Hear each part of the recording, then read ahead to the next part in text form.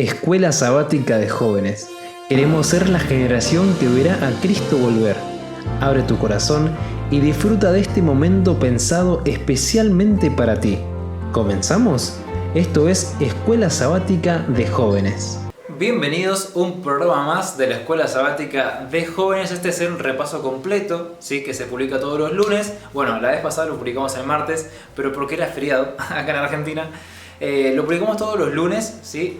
Así que lo tenés disponible toda la semana. Y después el viernes tenés disponible lo que es los 5 puntos claves de la Escuela Sabática de Jóvenes, que generalmente es un video cortito, más o menos de 5 minutos, ¿sí? Esta vez tenemos otro invitado y bueno, muchas gracias por todas las personas que se van sumando, las personas nuevas también que van descubriendo lo que es este contenido, ¿sí? Un saludo para todos ellos también. Esta vez tenemos también otro invitado que parte gracias a ustedes.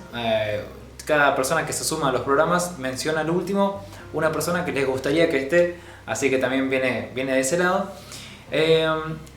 Tenemos un invitado que es de la iglesia de Florida, ¿sí? De parte de mi distrito. Yo soy de la iglesia Villa Zagala, así que nos va a acompañar en este programa para ver su punto de vista, sus comentarios. Siempre traer a otra persona es enriquecer el programa, así que eso está muy bueno. Y bueno, lo importante es siempre hacerlo con amigos, ¿no? Como dicen en inverso ahí del otro programa de Escuela Sabática. Así que vamos a conocer a nuestro invitado de esta noche. Lo conocemos en 3, en 2, en 1. Va a aparecer acá en este lado. ¿Cómo estás? ¿Cómo andas, Kevin? ¿Todo bien? Perfecto. Se te escucha bien, se ve bien, así que ¿vos cómo estás? ¿Todo Bueno, bien? más vale así. Todo bien por acá. Me alegro. Comentanos, para las personas que no te conocen, de qué iglesia sos, cuál es tu rol en la iglesia, si te gusta hacer algo, estudiás, trabajás. Bárbaro, Kevin. Bueno, te cuento un poco. Mi nombre es Martín Caince, soy contador público, licenciado en Administración. Laburo en las oficinas de la Unión, trabajo para el servicio de auditoría de la iglesia, así que me toca por ahí recorrer algunas entidades de la iglesia para controlar su contabilidad. Claro. Y bueno, voy a la iglesia de Florida, ahí soy anciano de jóvenes y dire de Conquist, así que ahí vamos, tenemos Mirá. la agenda complicada, Sí, sí, pero sí. bueno, ahí estamos. ¿Tienen un grupo grande de conquis? Me imagino que son muchos. Bueno, sí, somos entre líderes y conquistadores, somos 100, No, así que un más o montón. menos son muchos, pero bueno, tenemos ahí un equipo enorme trabajando, muchos padres que nos acompañan, así que la verdad que estamos bien respaldados. Mira, perfecto. ¿Y qué es, no sé, este año algún desafío o algo? Porque pensé que el lago, por ejemplo, tienen este año, tienen que hacer el campamento, lo que es el campamento de siempre, digamos, para prepararse para el próximo año. Nosotros como MION Ajá. tenemos algún campamento también. Bueno, este año, si bien obviamente Pumas, como todos los clubes, va a ser su campamento, también vamos a tener un campolí. Va a ser el 10 al 12 de octubre en Campo de Mayo, por lo que tengo entendido. Si nada cambia, ahí nos vamos a estar encontrando todos los clubes para tener este campolí. Buenísimo, buenísimo. Bueno, gracias Martín por tu tiempo y un saludo, me imagino, a todos los chicos de los Pumas, la iglesia de Florida, así que un saludo grande para todos ellos. Un saludo. Ahora tenemos nuestro momento de echar nuestras redes. Se llama echar nuestras redes porque, bueno, trae un poco el recuerdo de ese momento cuando estaban los discípulos de Jesús, que no eran los discípulos, ¿no? Y salen a, bueno, echar nuestras redes nuevamente, ¿no? Para traer todos los peces y se convierten, en vez de pescadores de peces, tal vez pescadores de hombres. Y nosotros decíamos, bueno, tal vez a través de la oración también podemos ayudar en ese sentido a hacer la misión, ¿no? Orar por diferentes personas. Si tenés a alguien en mente, si querés lo podés mencionar en el programa, por alguna situación en particular, podemos hacer una oración.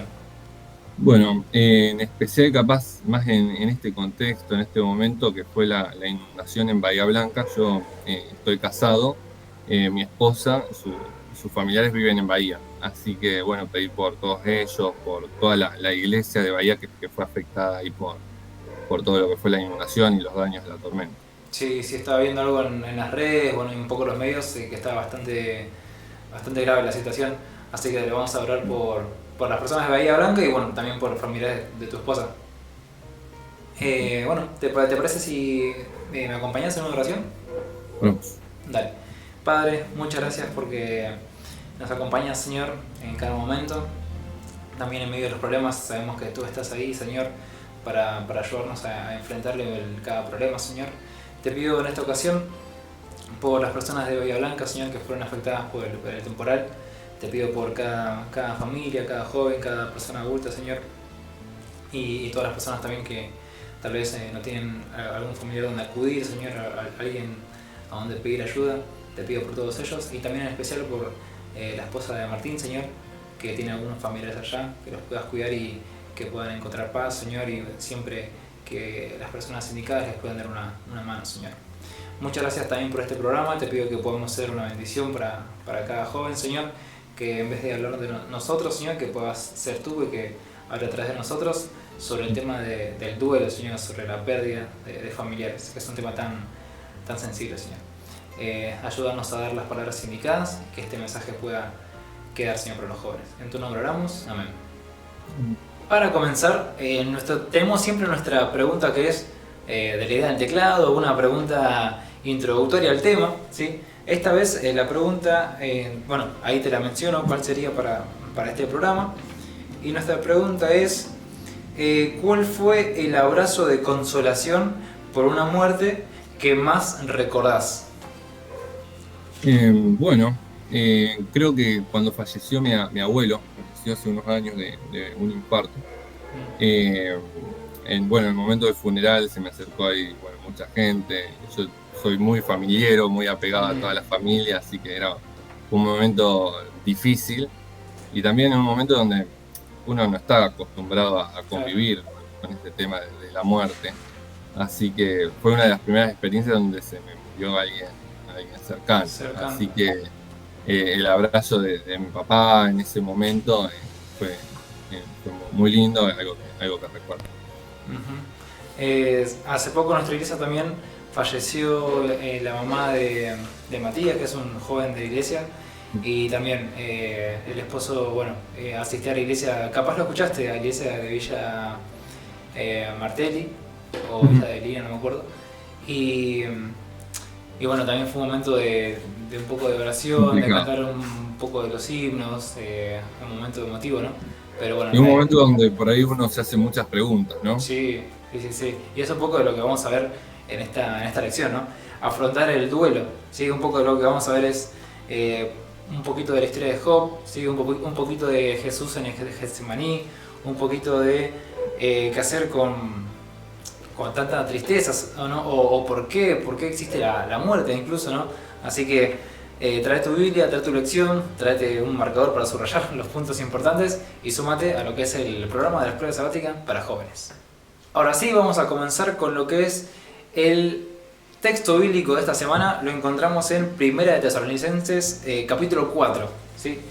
Y a mí, no sé a vos, pero el versículo que más me quedó de Primera de Tesalonicenses es el 13. Viste que yo tengo el título, por ejemplo, Resucitados al regreso de Cristo. Y lo leo, dice: hermanos, no queremos que ignoréis acerca de los que duermen, para que no os entristezcáis como los que no tienen esperanza. Viste que el primer día menciona el título siguiente, con el corazón roto. Y yo justamente te iba a preguntar si tuviste alguna experiencia cercana con la pérdida de un familiar, pero me contabas sobre tu abuelo, que me imagino que fue algo bastante duro, ¿no? ¿Cómo lo podrías contar con tus palabras? Y uno en ese momento era, contando un poquito sobre el caso, era algo inesperado. Uno supuestamente iba a hacer una cirugía así, vamos a decir, de rutina, y finalmente en la recuperación no lo resistió. Así que al ser inesperado es cuando duele más, ¿no? Me imagino. Uno, a veces cuando ya una situación es más predecible, cuando una persona se está deteriorando, es mucho, a veces uno llega a ir procesando la idea, pero cuando viene de golpe es mucho, uno le afecta mucho más, ¿no? Claro. Así que y es el momento donde uno también recibe todos los mensajes de consuelo. A veces también yo, que me ha tocado estar del otro lado, uno no sabe qué decir, ¿viste? Decir todo va a estar bien, pero eso que decís por ahí no consuela tanto, ¿viste? Claro. O mejor que no sufrió y no sabés si sufrió o no sufrió, y además vos querés que la persona todavía esté con vos en ese momento. Así que muy, muy complicado en ese momento, tanto para el que le toca estar en duelo como para el cercano que busca asistirlo, ¿no? Sí, y yo te pregunto, ¿tu abuelo asistía a la iglesia también? Sí, Ajá. era creyente, era adventista, iba Claro. así. Y justo acá en la historia, bueno, cuenta sobre un pastor que también perdió a su madre, pero en el caso de este pastor, llegó a sentir como un tambaleo en su fe, ¿viste? Como que empezó a hacerse miles de preguntas, como vos decías, que uno se plantea muchas cosas, ¿no? De por qué se le fue la mamá o por qué justo en este momento, ¿no? Seguro. Pero bueno, ahí uno le causa muchas preguntas, muchas incógnitas que a veces tienen respuesta o no, pero también la lección nos mencionaba que esto que de la pérdida lo vivimos constantemente en todos lados porque nuestra vida es finita, ¿no? Total. Entonces la eternidad se perdió, no existe más. Y no solo menciona lo que es la pérdida de un ser querido, también menciona la pérdida, no sé, del trabajo o la pérdida de la salud, ¿no? Son diferentes cosas donde nos pueden causar tristeza, por ejemplo, ¿no? Y necesidad de que alguien nos dé paz o esperanza o algo positivo, ¿no? Que es de lo que vamos a hablar. Totalmente. Después tenemos el siguiente día que es llorar con esperanza. No sé si nos querés comentar un poquito de este día, llorar con esperanza, la parte de los tesalonicenses, por ejemplo. Bien, perfecto. Bueno, como vos leíste, el versículo 13 es el versículo clave Sí, para lo que nosotros entendemos en este capítulo. El versículo 13 arranca diciendo: tampoco queremos, hermanos, que ignoréis acerca de los que duermen, para que no os entristezcáis como a los otros que no tienen esperanza. Entonces, lo primero para decir es que cualquier pérdida, como vos mencionaste, el duelo no es únicamente cuando alguien cercano fallece, sino que uno cuando sufre una pérdida, como vos decías, de trabajo, mm, un deterioro de la salud, eso nos afecta. La tristeza es una emoción que todos sentimos y está bien sentirla. claro, Pero la diferencia, aquí lo que en realidad Pablo hace, bueno, es que no debemos estar tristes o no debemos entristecernos, sino que la manera en la cual nosotros nos entristecemos es distinta a la manera en la que se entristecen, en este caso, los gentiles, como mencionaba Pablo, pero aquellos que no creen en la segunda venida, aquellos que no tienen la esperanza con la que nosotros contamos. Si uno va a un funeral adventista, a pesar de que una muerte sea sumamente dolorosa, eh, el ambiente es distinto, porque la esperanza en la segunda venida claro. está tan presente que Que uno reconforta al asume menos. la muerte como algo pasajero, Ujú. algo que en algún momento se va a acabar. Así Sí, que, y también sí. lo que yo leía en lo que es el comentario bíblico, es una aplicación de la comentario bíblico adventista de la Biblia, mencionaba la tristeza con esperanza, ¿no? O sea, de la muerte, ¿no? Y la tristeza de la muerte sin esperanza, que es esto de las otras personas que tal vez no creen o no entienden tal vez la segunda venida y si algo se muere y ahí quedó, digamos, no hay vuelta atrás, no hay chance, ¿no? Y también Total.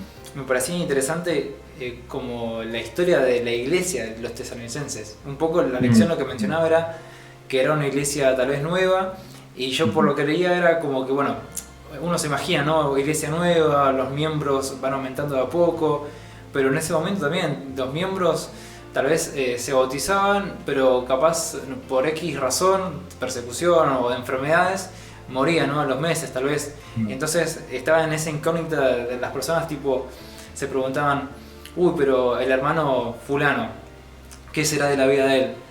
¿Podrá gozar de la segunda venida? ¿Qué va a quedar ahí en la muerte? Y ahí es cuando Pablo aclaró mm. un poco las cosas. Además que los tesalonicenses tenían la segunda venida muy presente. Si vamos Mm, al versículo anterior de este pasaje más significativo, en el versículo 11 y 12, recuerda de que deben seguir trabajando a pesar de que ellos tengan la confianza en la próxima y futura cercana segunda venida. Resulta que así como sucedió en el caso de Gran Chasco, que la gente vendía sus casas, los tesalonicenses también contaban un poco la lección, que tenían esto de como Cristo iba a volver pronto a buscarlo, entonces no trabajaban, dejaban de vivir cada día, como dice las frases, vivir como que si Cristo no va a venir, y al mismo tiempo vivir como si viene hoy, ¿sí? Así que, y por ese motivo también después en segunda de Tesalonicenses les recuerda y les dice que primero va a venir el inicuo, el hombre de pecado, porque los tesalonicenses lo que más querían era ver regresar a Cristo. Entonces, por ahí Pablo también los tenía que enderezar un poco en cómo se tenían que conducir en función de esto de manera diaria. Entonces, cuando los tesalonicenses comenzaron a ver que algunos familiares fallecían dentro de la iglesia, entonces por eso Pablo les escribe por esto. Si vamos, por ejemplo, al versículo 15 de 2 de Tesalonicenses 4, dice: por lo cual os decimos esto en palabras del Señor, que nosotros que vivimos, que habremos quedado hasta la venida del Señor, no precederemos a los que durmieron. Como decir, aquellos que durmieron también van a resucitar al mismo tiempo, no se van a perder de gozar de la segunda venida. Ahí va. Por ahí si nos trasladamos al momento de la transfiguración, tenemos el ejemplo de Moisés y Elías. Entonces Moisés es la representación de aquellos que murieron y van a resucitar para ver a Cristo, y Elías aquellos que van a ser trasladados sin haber visto la muerte. Entonces ambos en el mismo tiempo se encuentran con Jesús en la segunda venida, y eso es lo que Pablo aclara en este pasaje. Ah, mirá, qué interesante, che. Y me gusta que lo llevaste directamente con el mismo sentimiento tal vez que había en el Gran Chasco. Entonces es como muy similar, ¿no? Si lo pensamos así, realmente estaban con ansias o pensando que cercanamente muy pronto iba a volver a Jesús. Bueno, y también esta aclaración está buenísima. Después un poco la lección seguida sobre un poco de cómo afrontar a través de esta situación de una pérdida. Y viste que nos menciona esto de vivir un día a la vez, ¿no? Que tal vez, no sé, yo pasa que personalmente no viví una... que alguien que fallezca, claro, una pérdida así de un familiar muy cercano, por eso tal vez no lo llevo a comprender bien, pero menciona la lección que en ese momento uno dice, bueno, ¿y ahora qué voy a hacer si no está esta persona? ¿No? Y me imagino, yo digo, mira, si se muere tal persona cercano a mí, digo, ¿y ahora qué voy a hacer? O ¿qué va a hacer de mi vida? ¿No? Y uno se pone a pensar cosas del futuro, ¿no? De qué va a pasar dentro de unos meses, qué va a hacer de mi vida. Pero la lección nos menciona como un pequeño consejo de tal vez vivir un día a la vez, ¿no? Orar por ese día y bueno, y cumplir las tareas de ese día y así, de a poco, ir superándolo. Después nos menciona sobre la buena noticia que tenemos, ¿no? Que es la gran esperanza, ¿no? Yo creo que lo puedes comentar si quieres un momentito, pero es esta buena noticia que capaz rompe lo que es la muerte, ¿no? Total, bien, perfecto.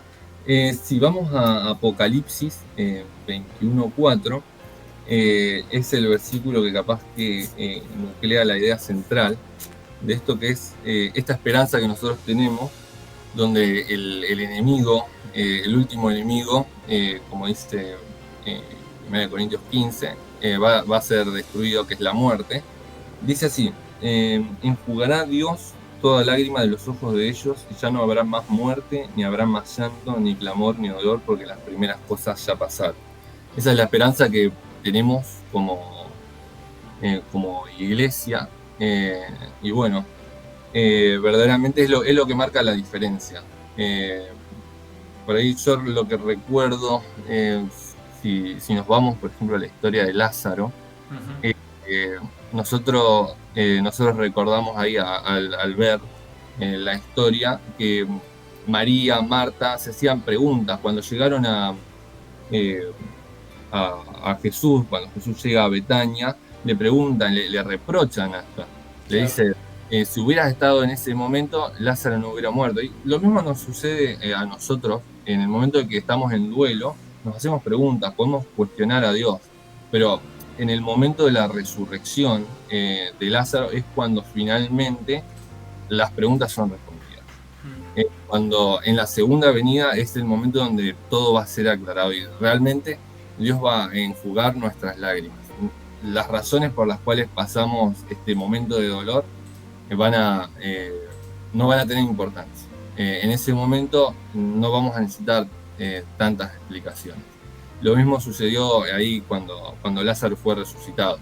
El momento en el que Lázaro fue resucitado, ahí fue cuando María y Marta y los discípulos entendieron que había un propósito atrás de todo lo que había sucedido. Lindo ese momento, que creo que en algún momento lo estudiamos en las diferentes lecciones que vimos, y la verdad es algo que yo creo que en ese momento las personas habrán quedado re impactadas, porque la persona, bueno, moría, digamos, no había chance. Había sí chance capaz 1 o 2 o hasta 3 días, ¿no? Que pueda, bueno, que no haya muerto y que esté viva, pero ya en el cuarto día, si pasara el cuarto día, bueno, ya está re muerta, ¿no? Claro, era como, por ejemplo, el hijo de la viuda de Naín, en este caso, fue un día la diferencia, entonces ahí, o hace poquito que había fallecido, claro. Entonces fue muy distinto el caso de Lázaro, donde ya no había retorno. Exactamente, esto de que no había retorno, la muerte de la muerte y ya hay punto final, pero bueno, Jesús viene a romper esto, ¿no? A decir que hay otra posibilidad, ¿no? Hay otra segunda oportunidad. Y algo, te pregunto algo personal que acá me quedó bastante como algo que nos pasa, o a mí me ha pasado también al asistir a diferentes velorios, que es, ¿qué pasa cuando una persona que no es adventista o que no es cristiana muere, ¿no? Y cómo llegás a reconfortar a todos los familiares que tal vez no entienden sobre la segunda venida. Y lo habla un poquito de la lección, no sé si lo llegaste a casar ahí. Sí.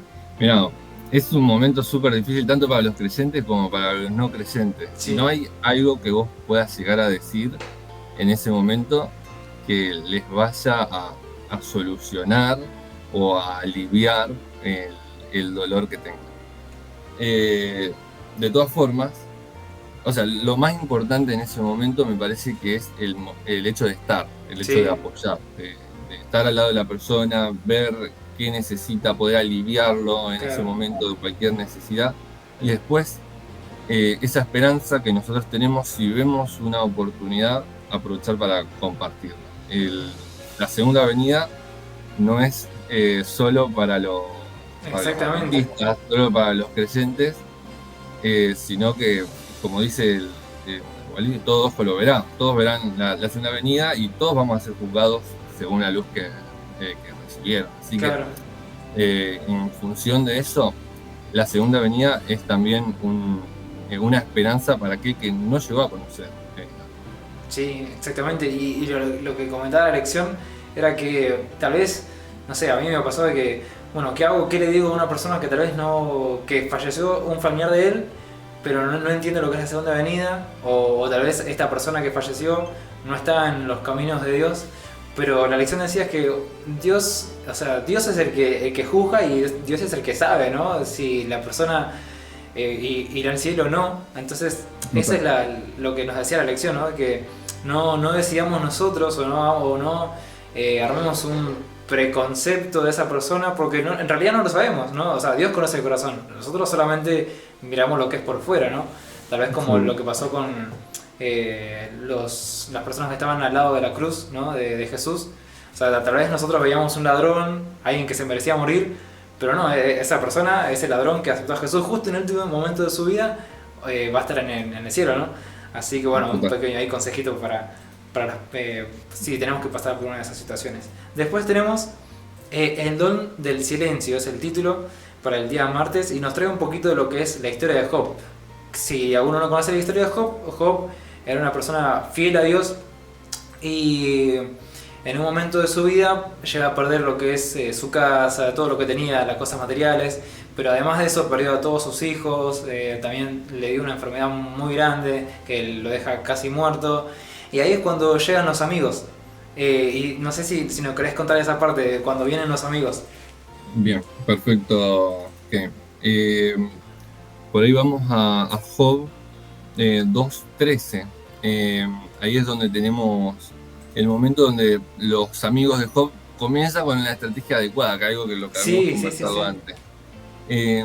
Job 2:13 dice: así permanecieron sentados con él en tierra durante 7 días y 7 noches, y ninguno le decía una palabra porque veían que su dolor era muy grande.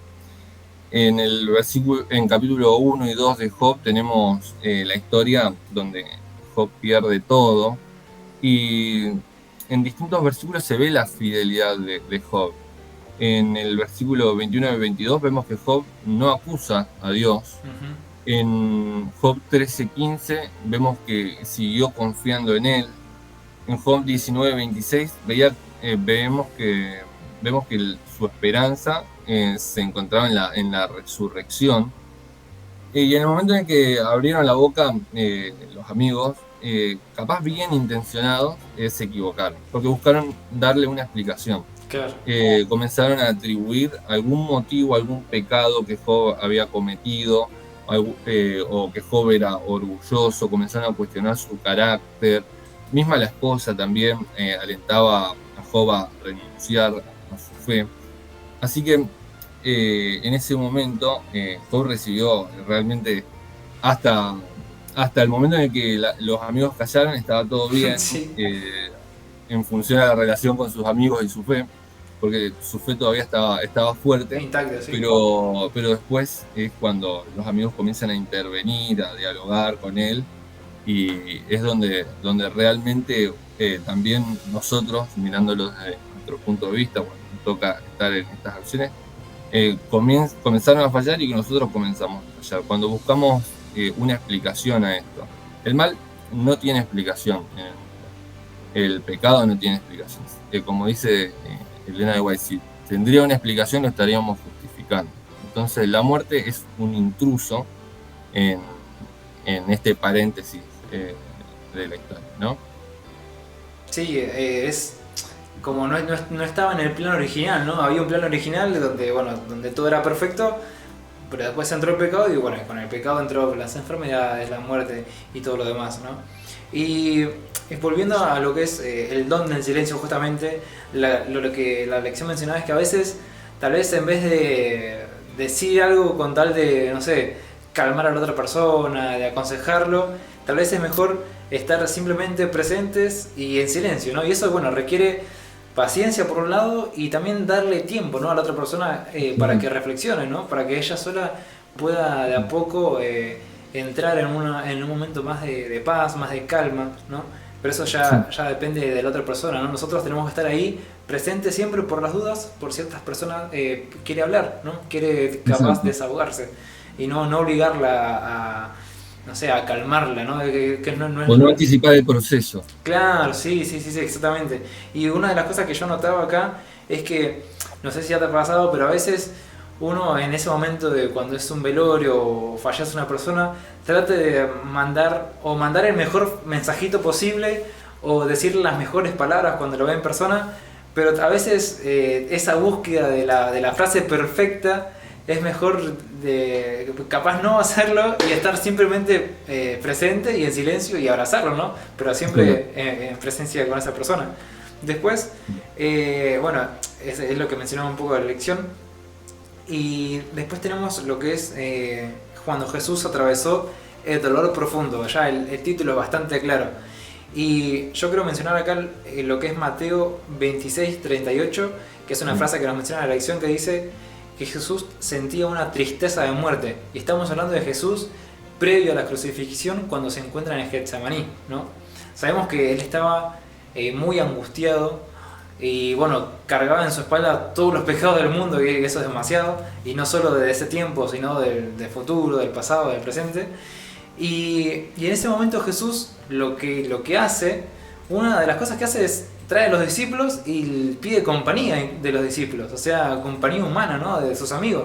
Y les dice, bueno, chicos, por favor, quédense acá conmigo, oren, ¿no?, pero quédense acá conmigo. Y él se fue a un apartado también a entrar en una relación con Dios. Así que vemos qué tan importante es esto de la compañía, ¿no? E incluso también la oración. No sé qué momento llegaste a destacar más, qué te llamó más la atención de ahí. Bueno, dos cosas. En primer lugar, Jesús mismo pasó por un duelo. Ujú. Entonces, estar triste, pasar por este valle de sombra de muerte, como pasó Jesús en el Getsemaní, no es de ninguna manera un reflejo o no está explicado por una falta de fe. Es normal pasar por esta etapa, es razonable que uno esté en duelo y que ese duelo sea el tiempo que tenga que durar. Entonces, una persona cuando está en duelo no significa que esté pasando por un mal momento espiritual, ¿no? Que esté alejado de Dios. No debemos ver eso desde afuera como si esa persona se alejó de Dios. Claro. Por otro lado, muestra lo que tenemos que hacer nosotros, así como lo que tenían que hacer los discípulos, de acompañar a la persona en el dolor, orar en conjunto con esa persona, orar por esa persona. Son los consejos que podemos extraer de este capítulo del accionar de los discípulos, que no debemos dormirnos, como decían los discípulos. Cuando una persona, un hermano de la iglesia, un amigo, un familiar, está pasando por un mal momento, es el rol de nosotros, que somos hermanos, que somos la familia de Cristo, de estar ahí acompañándolo en el dolor. Como dice Romanos, gozados con los que se gozan y llorad con los que lloran. Nosotros tenemos que acompañarlos en todo momento a nuestros hermanos. Y ¿sabes de lo que mencionaste? Me quedó esto profundo de que decís que cuando una persona está en duelo, no significa que está capaz enojada con Dios o que ya se alejó espiritualmente, ¿no? Sino que, bueno, entender que es algo natural y eso que requiere tal vez de mucha paciencia, ¿no? Y de poder llegar a entender y ponerse, bueno, en los zapatos de la otra persona. Pero sí, cada persona tiene su proceso, ¿no? Algunos se enojarán, otras personas se pondrán tristes, otras buscarán la soledad incluso, ¿no? Pero bueno, son diferentes reacciones que uno tiene al duelo, pero uno tiene que estar ahí presente, ¿no? Tal vez, y ya como para ir concluyendo, si la persona que está al otro lado escuchando esto justo está cercano a vivir un momento así de una pérdida de un familiar o perdió algo, tal vez el trabajo, la salud, ¿no? Eh, Sabemos que esto es un proceso, ¿no? Es algo en el tiempo, ¿no? Que tenemos que, la buena noticia es que Jesús rompió la muerte, pero que lo entendemos, que lo aceptamos, ¿no? Que sabemos que está mal, que está mal, que se está sintiendo mal, pero es un momento nada más. Tiene que entender esta persona también que necesita rodearse de amigos, ¿no? Amigos que lo apoyen, que lo escuchen, que estén ahí siempre por si la persona lo necesita hablar, ¿no? Yo lo que más me llevo tal vez de esta lección de cómo afrontar el duelo es, bueno, entender que somos humanos y necesitamos un poco de compañía, ¿no? De seres humanos como nosotros, ¿no? Incluso Jesús cuando estaba en ese momento descendió un ángel, ¿no? para ayudarlo. Así que bueno, si estás pasando por estos momentos, mucha oración, como lo hizo Jesús también, aparte de la compañía de los discípulos, oración y rodeate de personas que, bueno, que te animen y que estén ahí para vos, siempre para ayudarte. ¿Vos te llevas alguna otra reflexión? ¿Algo para ir concluyendo? Bueno, para concluir, capaz un pasaje bien conocido, Salmo 23, Jehová es mi pastor, nada me faltará.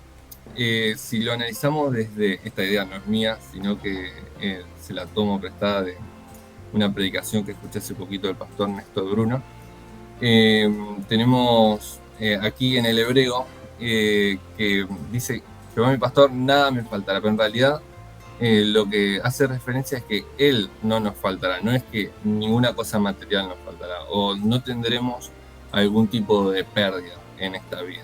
Y cuando andamos en ese valle de sombra de muerte, recordamos que tenemos que andar, tenemos que estar en movimiento. No es el lugar donde nos tenemos que quedar y es aferrados a esa esperanza de que Jehová es nuestro pastor, que realmente vamos a poder pasar por ese valle, siguiendo su dirección y aferrados a la esperanza de la segunda venida.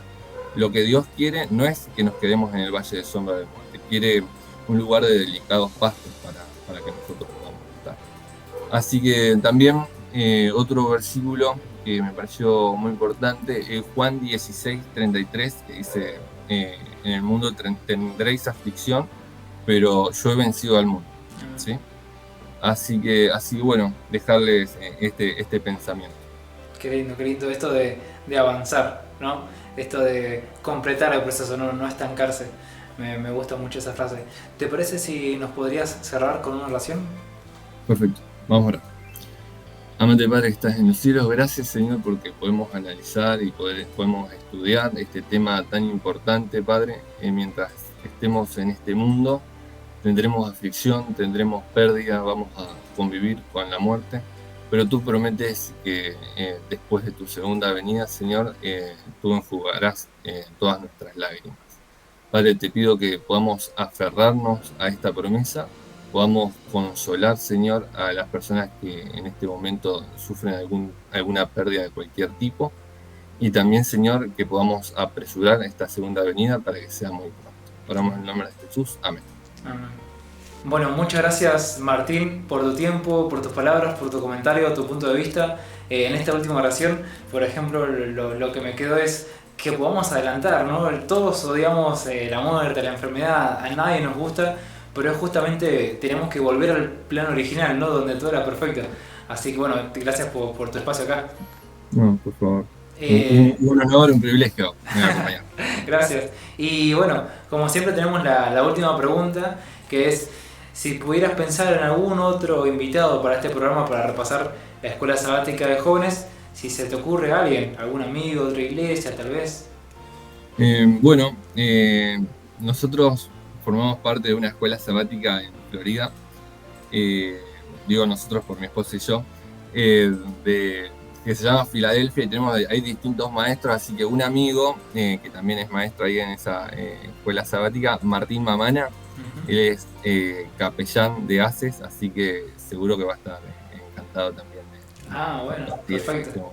Martín Mamana, entonces en algún otro momento seguramente le mandamos un WhatsApp, vemos si podemos coordinar algo, así que muchas gracias Martín. Y bueno, mandamos un saludo también a todas las personas que nos ven del otro lado. Y bueno, muchas gracias por sumarte a este contenido. Y bueno, nuevamente gracias Martín y mandamos un saludo ahí para todos. Chao, chao. Nos vemos.